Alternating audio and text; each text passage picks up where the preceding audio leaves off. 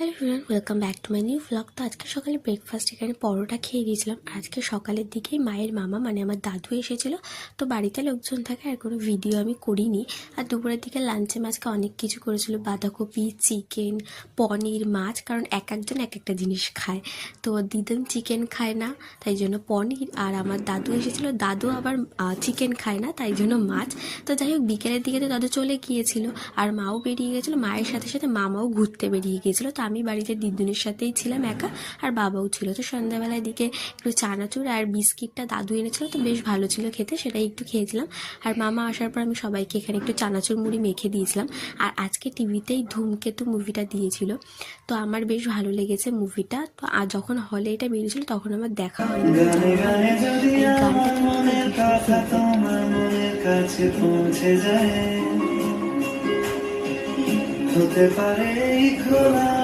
আর তারপর তো এদিকে দুই ভাই বোন মিলিয়ে আর কি ফাজলামি করছিল। তো আমি একটা ভিডিও করে নিয়েছিলাম, মামাকে দিয়ে জোর করে ম্যাসাজ করাছিল। তো যাই হোক, তারপর তো ডিনারটা করতেও বসে পড়ে গিয়েছিলাম। আর ডিনারে শুধুমাত্র আজকে চিকেনই খেয়েছি, আর কোনো কিছু আমি খাইনি। তো দেখা হচ্ছে আমার নেক্সট ব্লগে। টাটা।